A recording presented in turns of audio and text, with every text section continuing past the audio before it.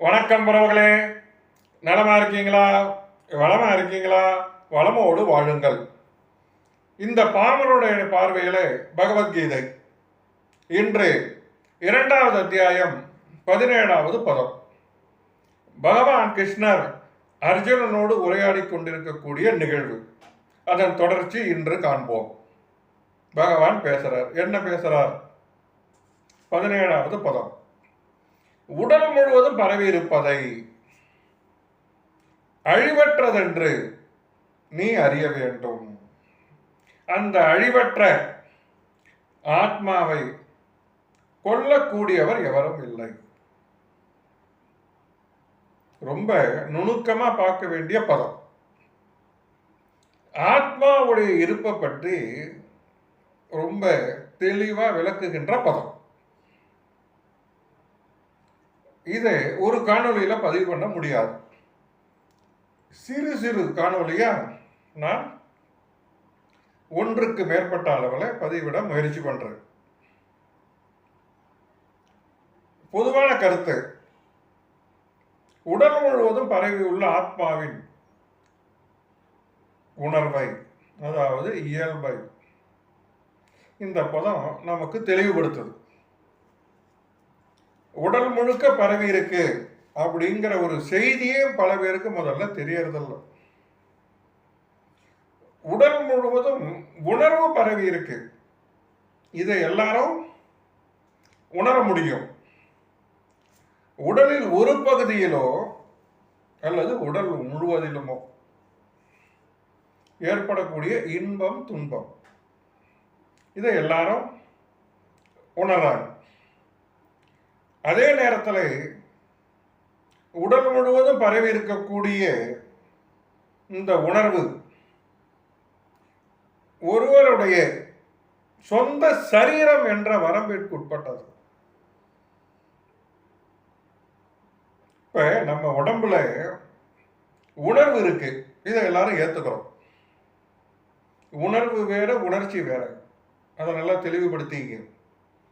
உணர்வுடைய தன்மை, உணர்ச்சிகளின் தன்மை, இவைகளுக்கு உள்ள ஒற்றுமை வேற்றுமை பற்றி மற்றொரு காணொலியில விரிவா நாம பேசுவோம். தலையில் இருந்து பாதம் வரை உணர்வு இருப்பதை ஒவ்வொருவரும் உணர முடியும். இன்ப துன்ப உணர்வு அப்படிங்கிறது முழுமையானது தான். தலைக்கு மட்டும் ஒரு இன்பம், காலுக்கு மட்டும் ஒரு இன்பம் அப்படி இல்லை. இன்பமோ துன்பமோ அந்த உணர்வை உச்சம் தலைமுறை கால் வரை நாம உணர்றோம்.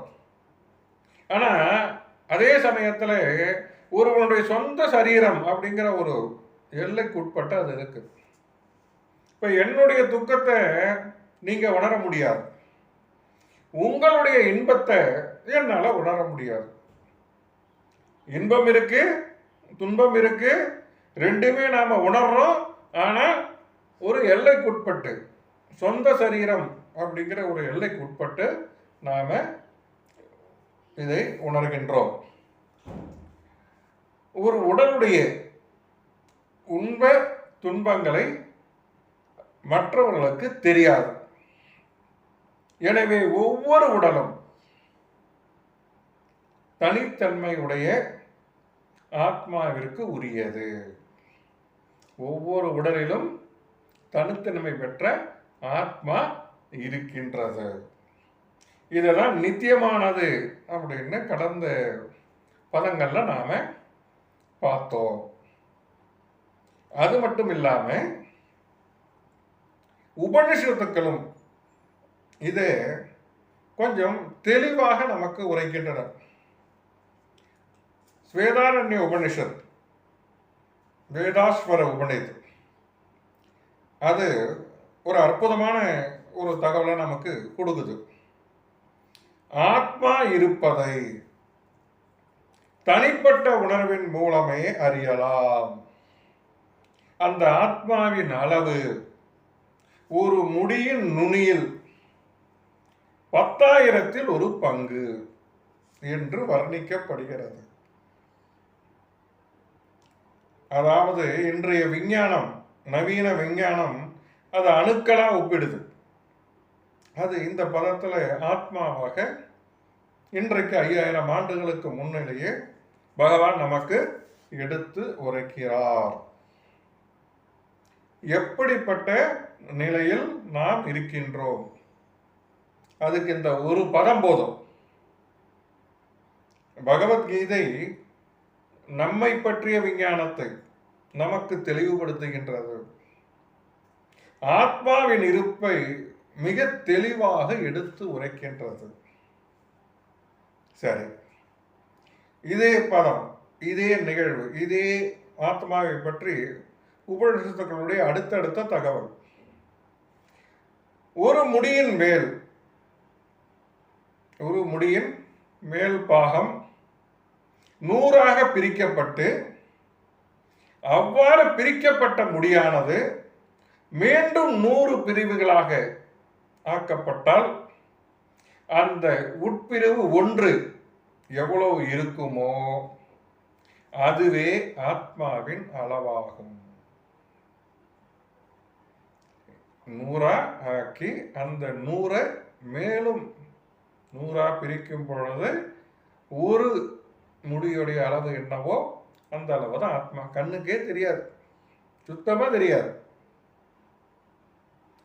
இத மேலும் உபனிஷத்துக்கள் சொல்லுது. எண்ணிலடங்காத ஆத்மாக்கள் உள்ளன, அதன் அளவு முடியின் நுனியில் 10,000ல் ஒரு பங்கு என்று அளவிடப்படுகிறது. மிக சிறிய அளவில் இருக்கக்கூடிய ஆத்மா, முதல்ல ஆத்மா இருக்கு, அதை உணர்வு மூலமாக நாம் உணரலாம். அந்த உணர்வு என்பது தனி மனிதனுடைய சொந்த சரீரம். இதன் அடிப்படையில் மட்டுமே இந்த கருத்தை முதல்ல நாம எடுக்கணும். இந்த ஆத்மாவுடைய இருப்பை பற்றி மிக தெளிவா அடுத்தடுத்த காணொளிகளில் பார்ப்போம். ஆத்மா நுண்ணிய துகள், மிகவும் நுண்ணிய துகள். அதை ஆன்மீக அணு அப்படி வச்சுப்போம். ஜட அணுக்களை காட்டிலும் மிக சிறியது. ஜடத்துல நாம் ஒரு துகள்னு சொல்லக்கூடிய தூசியோ இல்லை ஏதோ ஒன்று நாம கொடுக்குறோம்னா அதையும் விட மிகச்சிறியது. இந்த மிகச்சிறிய ஆன்மீக பொறியே ஜட உடலுடைய ஆதாரமாகும். சின்னோண்டு இருக்கக்கூடிய இந்த பொறி ஆன்மீக அணு, ஆன்மீக பொறியே இந்த மொத்த ஜட உடலுடைய ஆதாரம். இதை கடந்து இது என்ன செய்யுது அப்படிங்கிறத அடுத்தடுத்த காணொலியில் காண்போம். அதுவரை உங்களிடமிருந்து விடைபெறுவது என்றும் உங்களோடு பயணிக்கும் சக பயணி மாருதி பாபா என்கின்ற மதுரகவி கோபாலகிருஷ்ணன், காயாலிலிருந்து.